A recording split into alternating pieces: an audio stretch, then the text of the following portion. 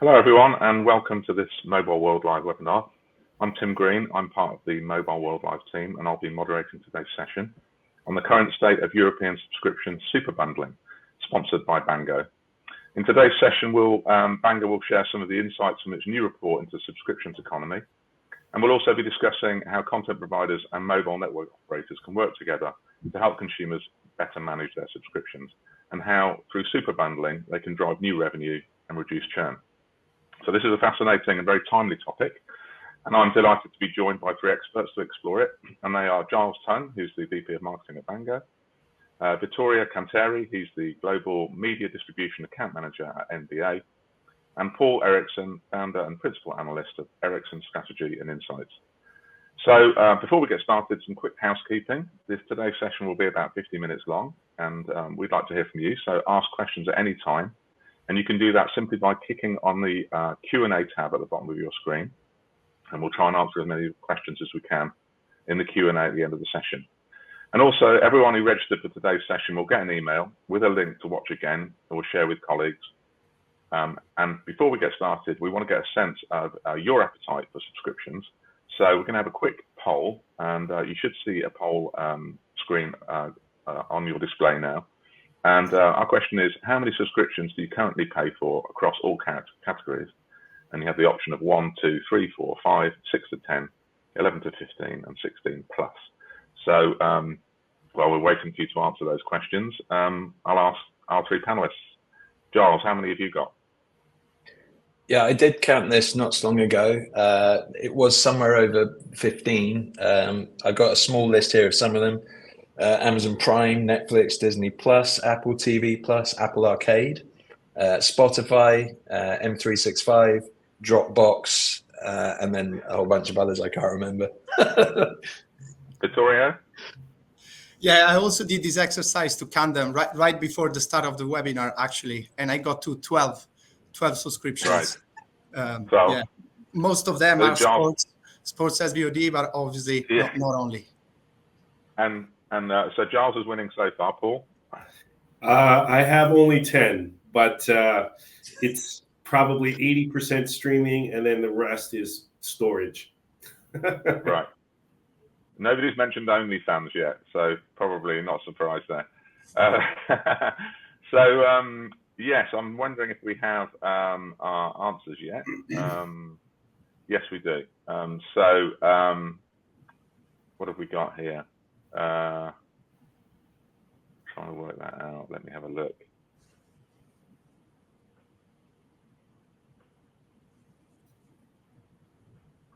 Right. Only 7.1% have 1, and 14% have 2, and 7 have 4. So the most popular result is 5 with 21%. And 11 to 15 with 28%. So, yeah, pretty high. Hardly anyone has just a small number. But obviously, the big question is how you manage those subscriptions, and that's what we're going to be looking at in detail today. So that's great. So we're going to kick off the session with a short presentation from Giles on the report highlights that Bango has recently published on attitudes to subscriptions and adoption and so on.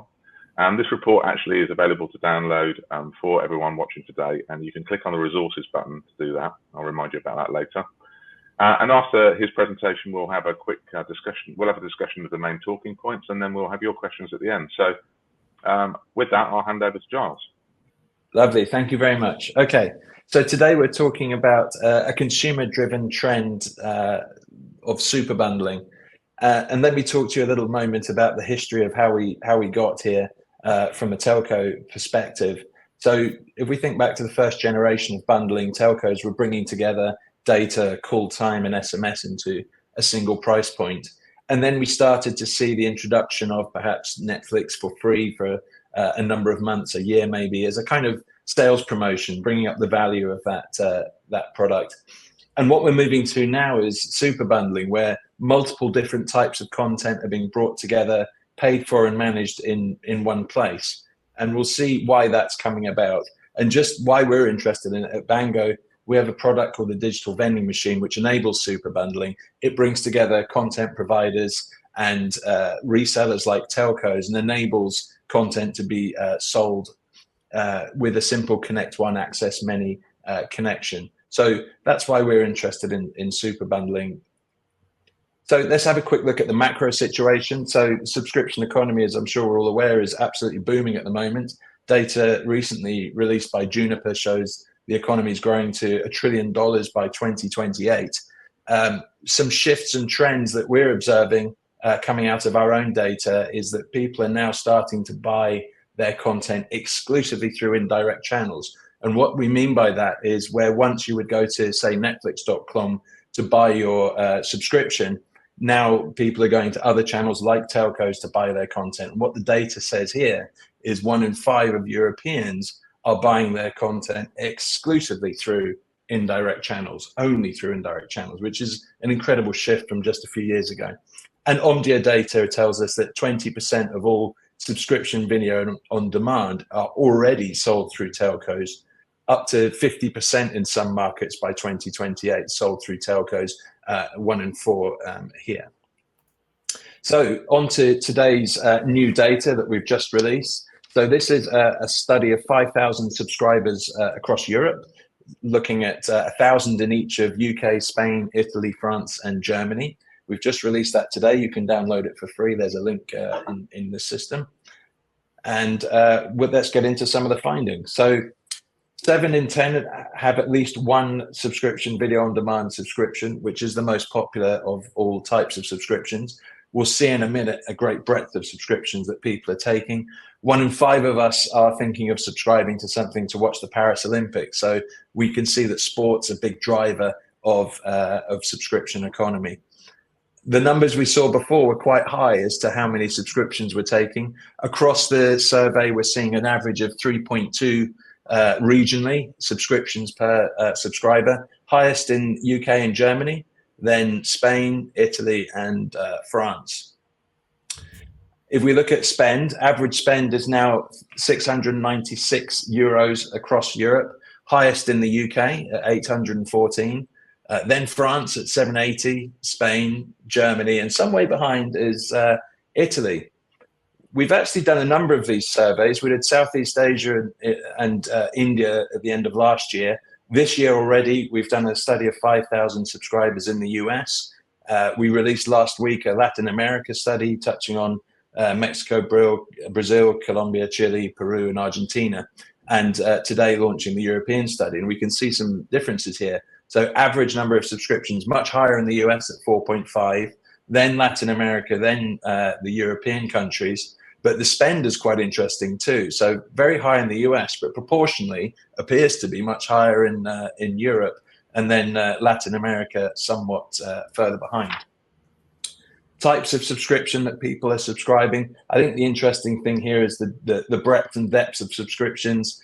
We talked already about sports VOD, SVOD, gaming, music, food, and so forth. So a lot of different subscriptions. And I mentioned sport earlier on. So 22% of us are going to subscribe to something to watch the Euros, 18% for Formula One, and then 16% for Tour de France and Wimbledon. Briefly comparing that to other markets, Europe and US very closely aligned. LATAM slightly different, food delivery coming up and music into second place. So that's a quick comparison of the global situation. All of these studies, by the way, free to download at bango.com/resources. Price hikes and inflation. So 60% of subscribers can't afford all the subscriptions they would like. 42% have cancelled a subscription due to a price rise. 31% have downgraded since a cheaper ad-funded tiers become available. And an opinion here that 76% believe that paid subscriptions should never display ads. Interesting snippet there. However, with all of this, subscribers are becoming overwhelmed and frustrated, evidenced here by 65% believing there are too many subscription services, 50% frustrated they can't pause their subscription, and 28% feeling locked in. Another 28% don't even know how much they're spending by month. I think I'm in that one. And 46% are annoyed they cannot manage all their subscriptions in one place. and 54% wish they could opt out of automatic renewals. Here's a slightly worrying study here, that statistic here. 1 in 5 Europeans are now saying that they are accessing their content through piracy. However, the underlying message here is that subscribers want convenience and control. They're looking for a single place, the majority, for one single place to manage all their subscriptions, and they want to pay for their subscriptions through one monthly bill, which is an interesting situation. A paradox is resolved. Having just heard that there are so many subscriptions and so forth, 40% would actually sign up to more subscriptions if they got that control back through super bundling. 46% would spend more time using those subscriptions, and 38% would pay a higher monthly bill, and 35% would be willing to pay 25% or more if their bill included some of these subscriptions. So really interesting developments by coming through this consumer study. A couple of examples of super bundling. So the original is Optus SubHub in Australia. This is a content hub where over 20 different types of content are offered across different categories. So you can see there, sports, video, audio, various other categories there. And with SubHub, the more subscriptions you take through the SubHub, the greater the discount. So take 2 subscriptions, get 5%, take 3, 10%, and so forth. Verizon Plus Play, huge content hub in America, over 40 different types of content. And the Plus Play team have been able to bring really interesting combinations of different products, Netflix and Max, for example, and bring that to their consumers. So some really interesting offers that they're bringing to market. Some of the features that people are looking for with super bundling, the ability to pay and manage in one place, of course, pausing, changing easily between different tiers, price points, and so forth. If a content hub with super bundling features was offered, 54% of subscribers would be more loyal to that hub, 56% would recommend this content hub to others, and 39% would consider leaving their current provider to join the provider of this content hub. And who should be the provider? It's telcos. So across all markets, we see a very similar pattern. Mobile operator, broadband provider, and TV and cable operator, which of course in Europe are often the same company, but it's usually the telcos that come out on top. And as we look at those global comparisons, we can see that. So US, mobile operator, TV, and then the payment provider, similar in Latin America, mobile broadband, and then payment provider, and then Europe, mobile broadband and TV. So those are some of the findings from the study. I'm going to pause there and hand it back to Tim. And of course, feel free to download your copy, and we'll get into a conversation about this now, I think. Great. Well, there's some very interesting stuff in there. Lots to go at. So I'm going to ask Vittorio, I'm going to bring Vittorio in because you're the content provider representative here. So at the beginning of the presentation, Giles said that around 20% of Europeans are getting their subscriptions from these third-party suppliers. So what would be the incentive for a content provider like NBA to be part of a super bundle or a third-party subscription tier? Yeah, thank you, Tim. I think there is more than one incentive for content providers when we look at bundles. Let's say that if executed well, it can positively impact the 2 main components of a subscription service, which are acquisition and retention. So touching kind of very briefly on both. On the acquisition side, it can really boost acquisition for a subscription provider, because the subscription provider can rely on the telco's marketing and the telco's reach, whether it is a telco or a broadband company.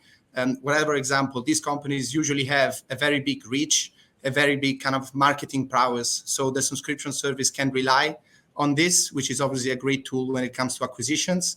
And in the super bundling example, it would also be close to a kind of other subscription services. So it would also go to tap into an audience which is used to subscribe to these services. So this is a very attractive audience for subscription providers.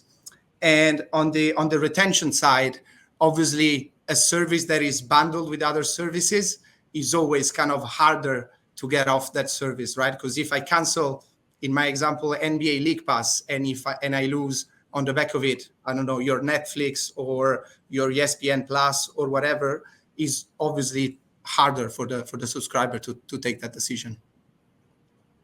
Do you work with super bundling at the moment? We do. Actually. That there was the NBA League Pass banner on the Verizon Plus as well. So we do. That's what we do with Verizon, and we also work with more, let's say, traditional bundles, which are not super bundles yet. Okay.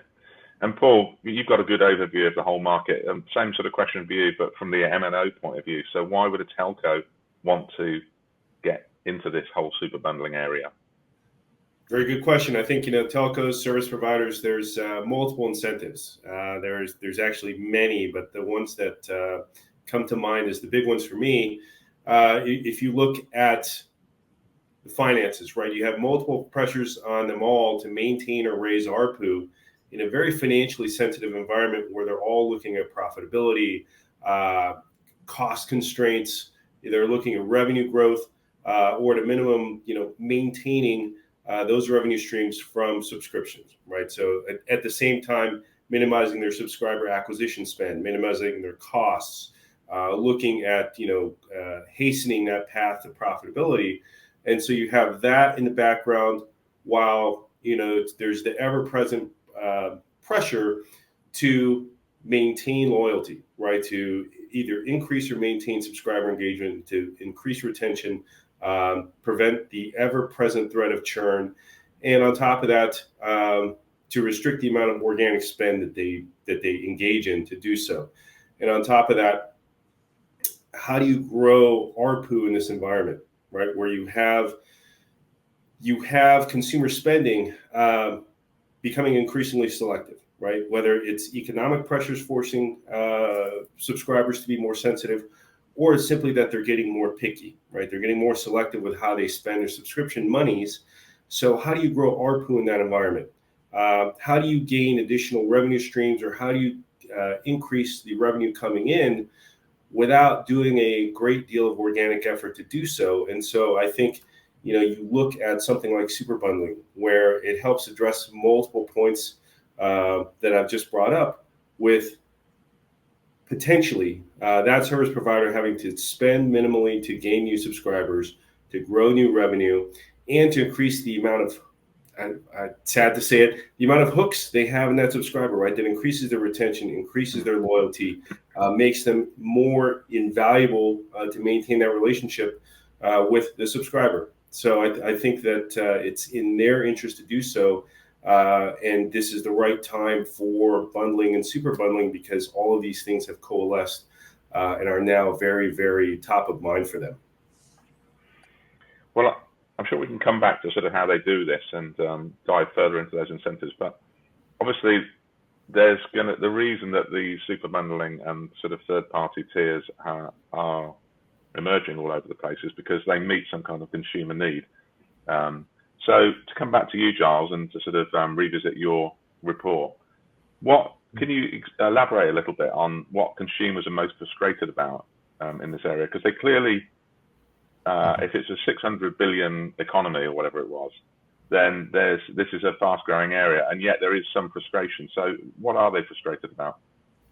Yeah, I think we think of it in terms of being overwhelmed, too much choice, a proliferation of choice. I mean, you sit down in front of the TV at night and you're thinking, oh, I'm going to watch something. And in my case, I told you what I've got on my TV. So we open up Netflix, have a look in there, have a look in Prime, have a look in Disney, have a look in Apple TV. And people are getting a bit overwhelmed here. And, where did I even subscribe to Apple TV? I have no idea. It was on the back of a receipt somewhere. How do I manage that? So people are getting really overwhelmed by this. And building on a point that Paul just mentioned there, people are turning to super bundling, or asking for super bundling as a way of managing household expenditure too, and getting back that control. So if you've got better control over all of this, and there's ability to consolidate where you are accessing, managing, paying for your subscriptions, and bringing that under control a little bit, then there's an opportunity to explore other things and bring more in. And I think with some of these super bundling content hubs, there's also there's a kind of discovery aspect to this as well. You can find new, interesting, different types of content that perhaps you weren't there before or weren't aware of before. And if they are available with different tiers of pricing, you may move up, down, adjacency, and explore different types of content. So there's a discovery element to this as well, I think. Well, I'm sure we've all.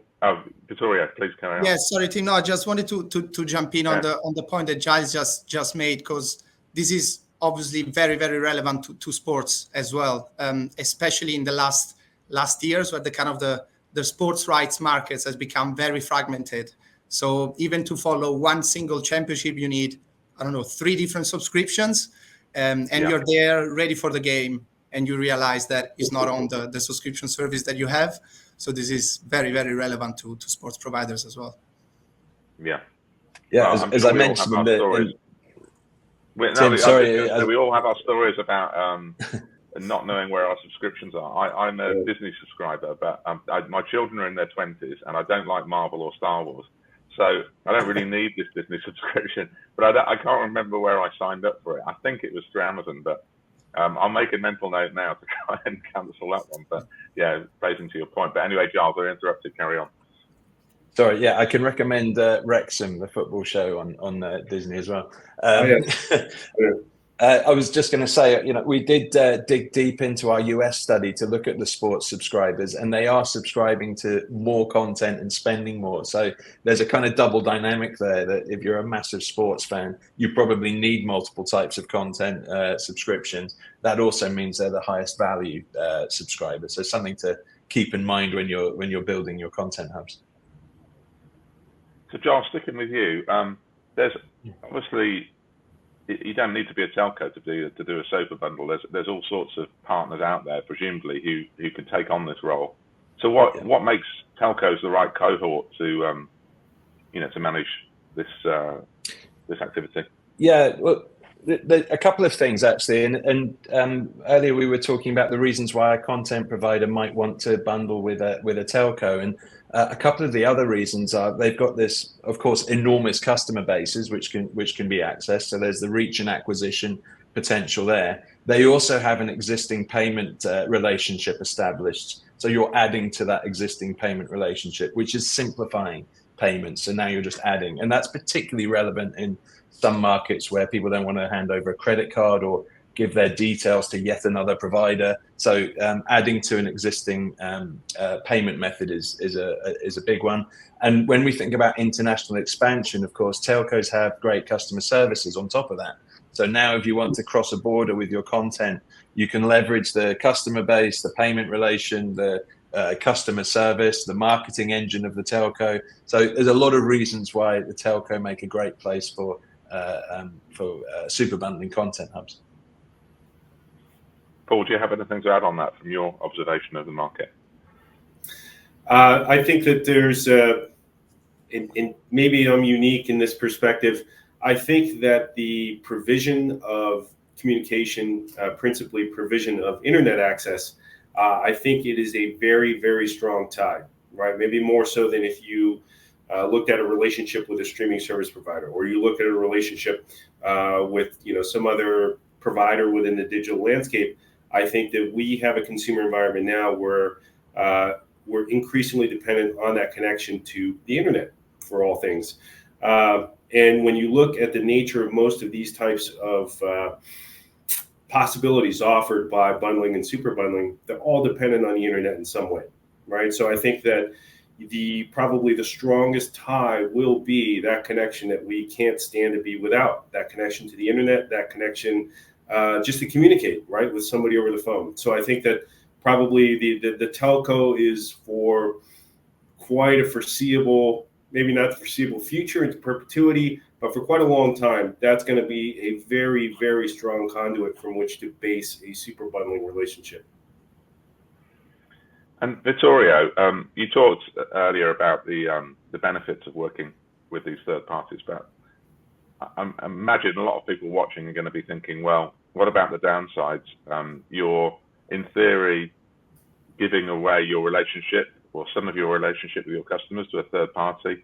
You're maybe making it easier for people to pause their subscriptions or cancel them. How do you respond to some of those possible negatives? These possible negatives, there are possible negatives, but there are also ways to counterbalance them, or at least to put in place processes to avoid those possible negatives. For example, you mentioned that the telco in this example would have the user, would have the relationship with the user, but there are ways to counterbalance this. So there are ways to put in place processes so that the subscription provider can still have that relationship. So I'm thinking, for example, to account linking. So get the users to create his account on the subscription service as well, and not only through the telco, just as an example. The other risk that would need to put processes in place would be the data side of it.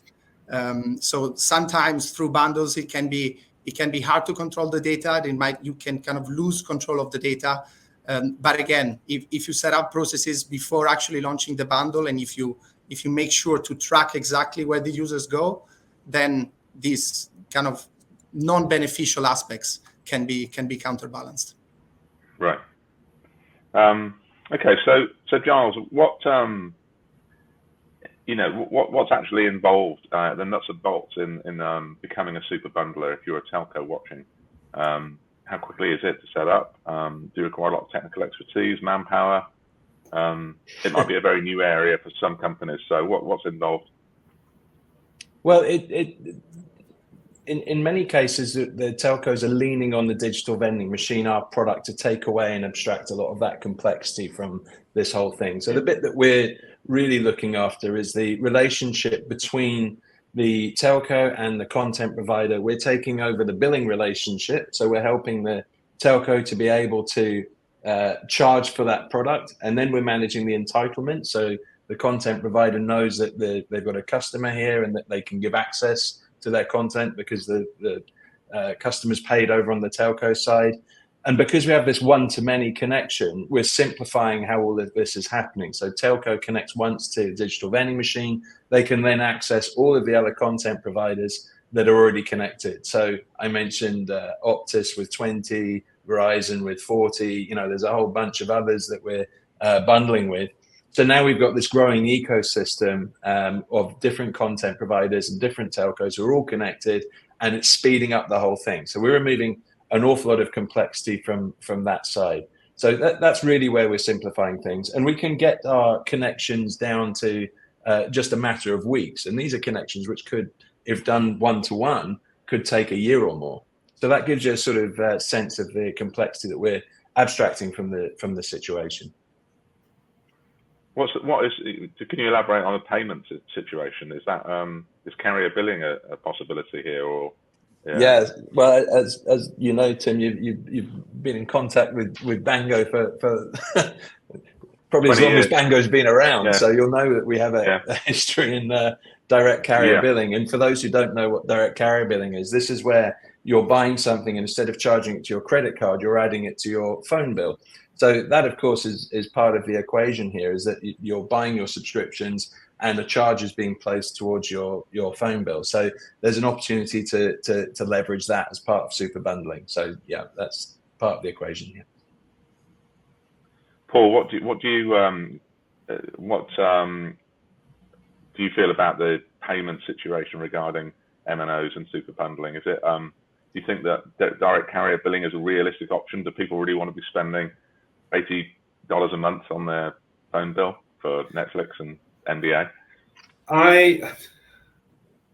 I think so. I'm trying to. I might be dating myself here, but I think that there may be some of a generational idea resistance to paying, let's say, $80 to $100, euros, pounds a month to the phone company is this oppressive idea.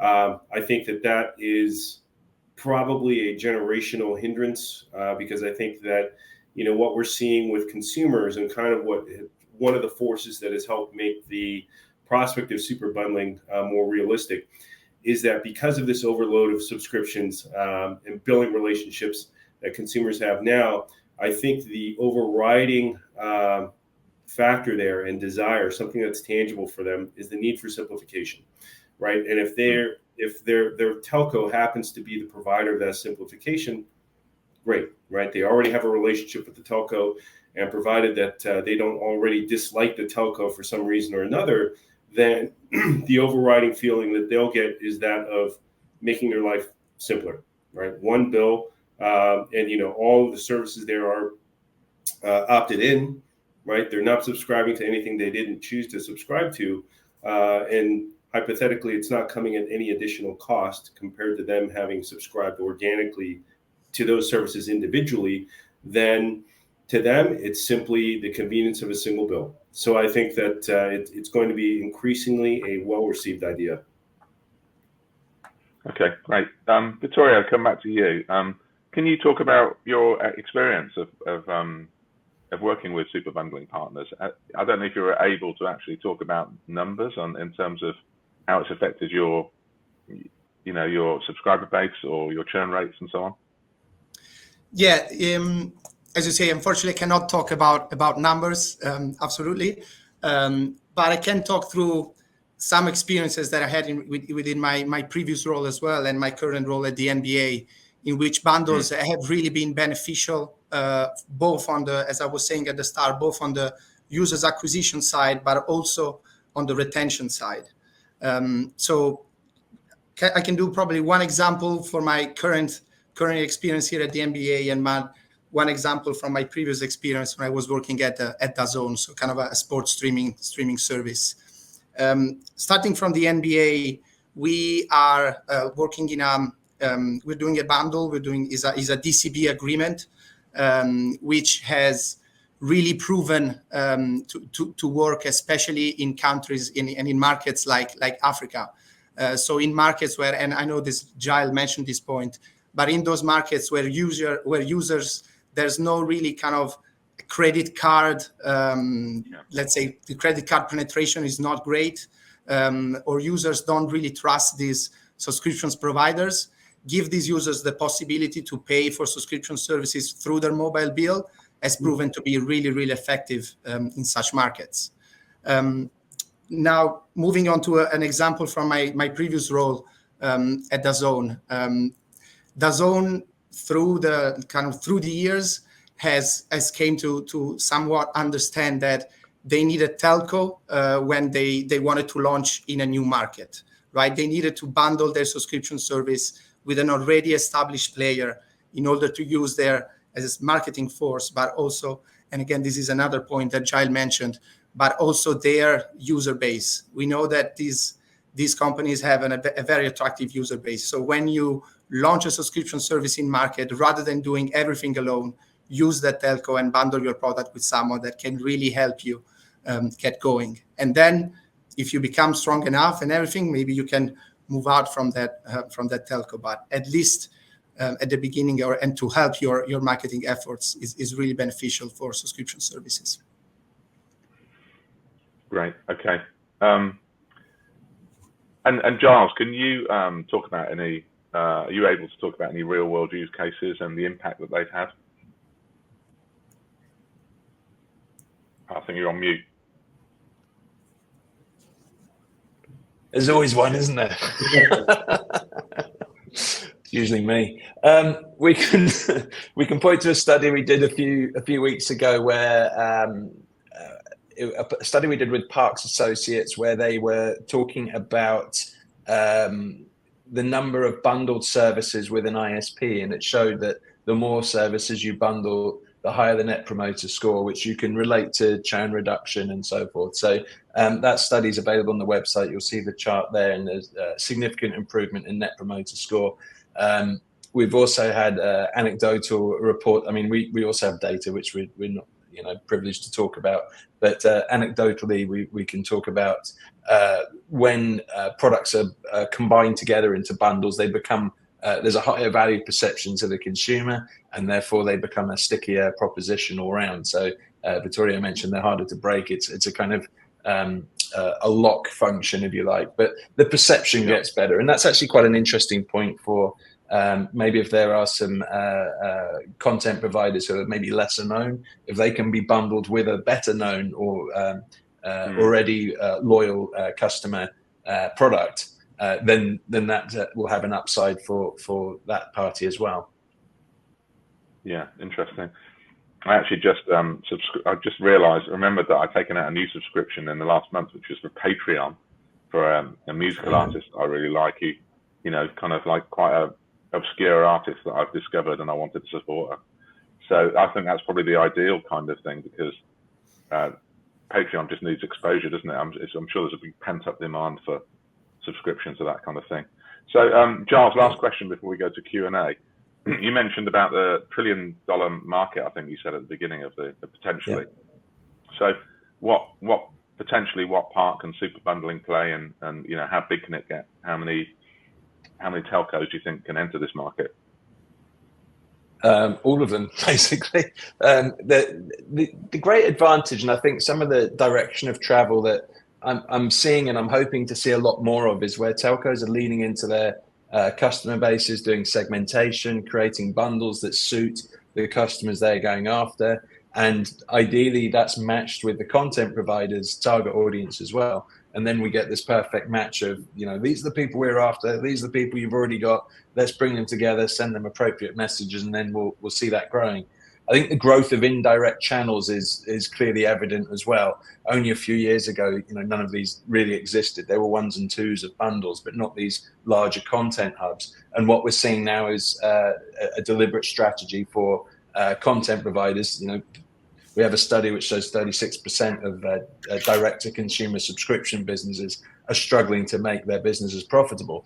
Where that's the case, they do need to drive acquisition and are looking for these large customer bases. So it's no surprise we're seeing this swing towards the indirect channels. So I think there's a kind of a triple win going on here, where the telcos need to grow their businesses, drive engagement, drive up the stickiness, ARPU. There's a dozen strong reasons why a telco would do this. Content providers, above all, they need to reach, grow, acquire new customers.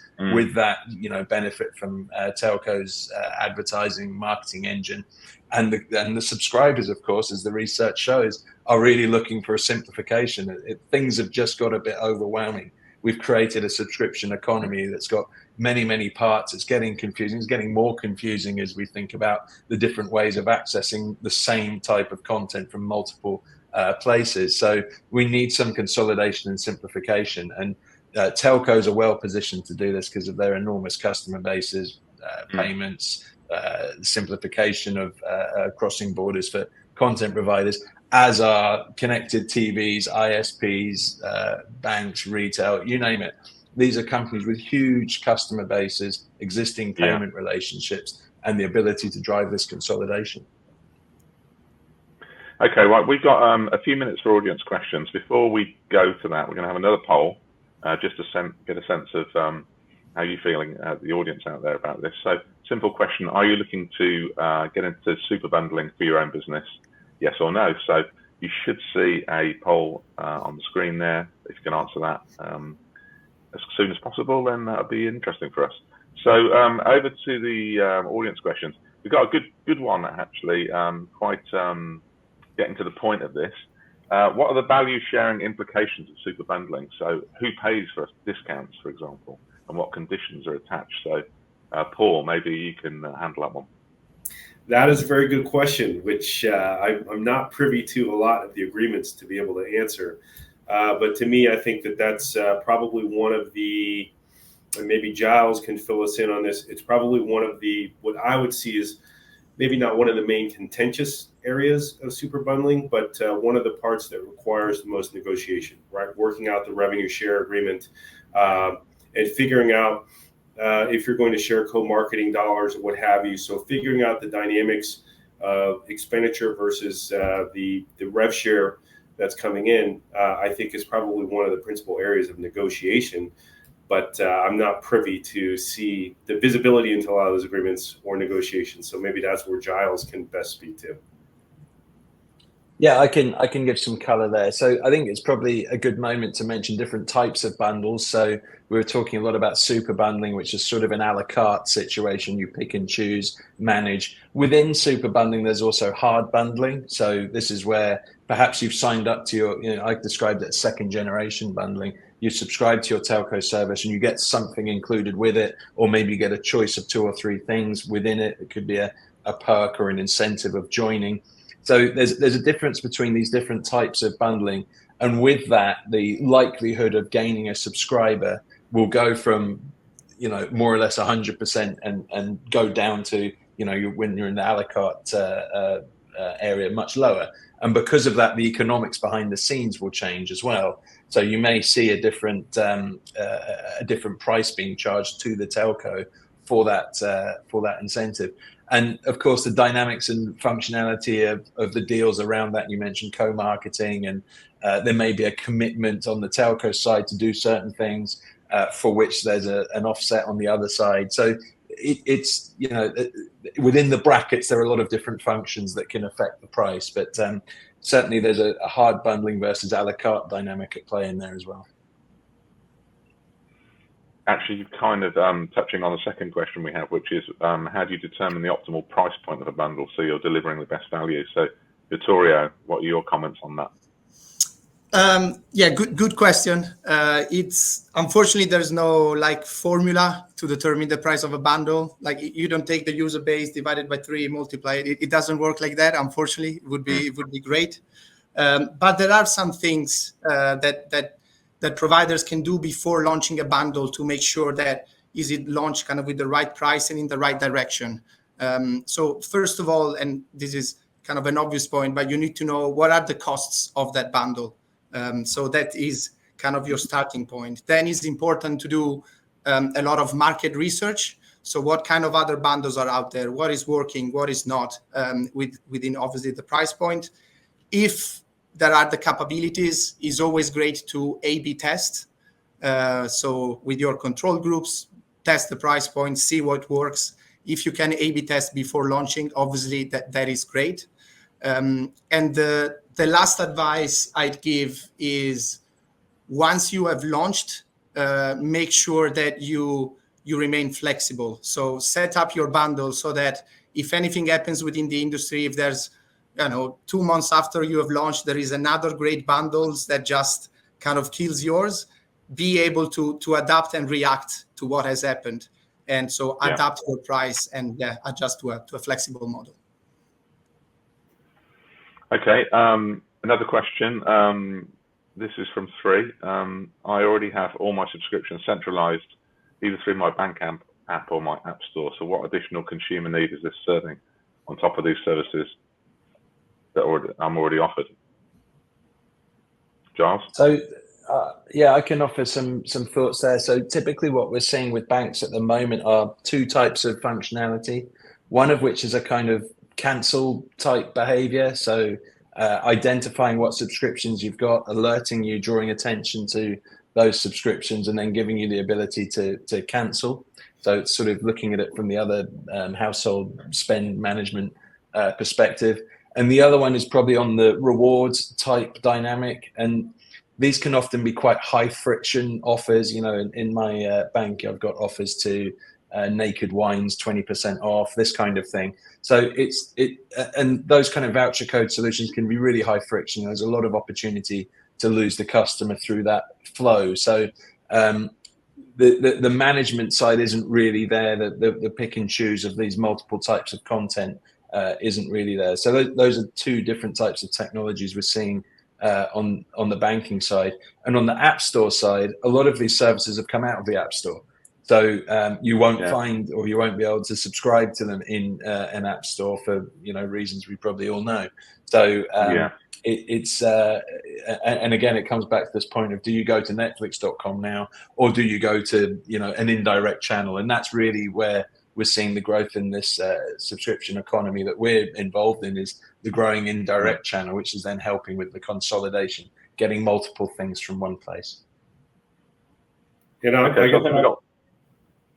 Paul. I'm going to jump in there and just say, adding on to what Giles said, the primary advantage that I see is going to be access, right? So because the view that you might get through that app store experience or through the banking app will be a bit limited compared to something like a digital vending machine or whatever the manifestation of that super bundling experience is.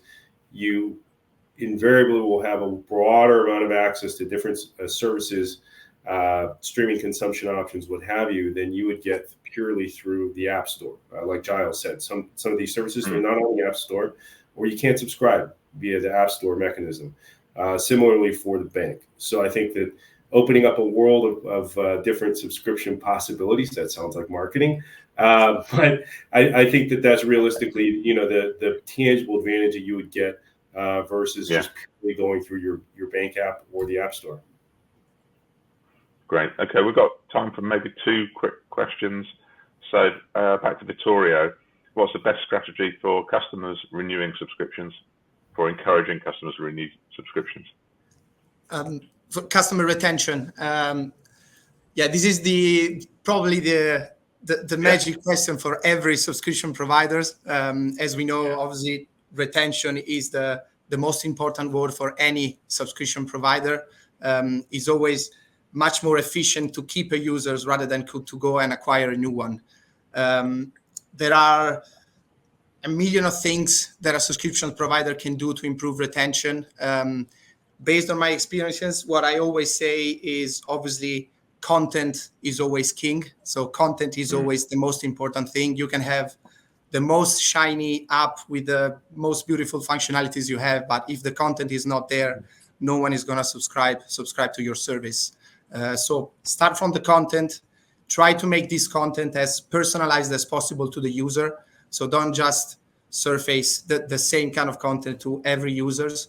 Know who your users are and try to personalize that experience so that they feel like this is almost my own product, and I really don't wanna cancel it now that I have kind of tailored it to what my needs or my interests.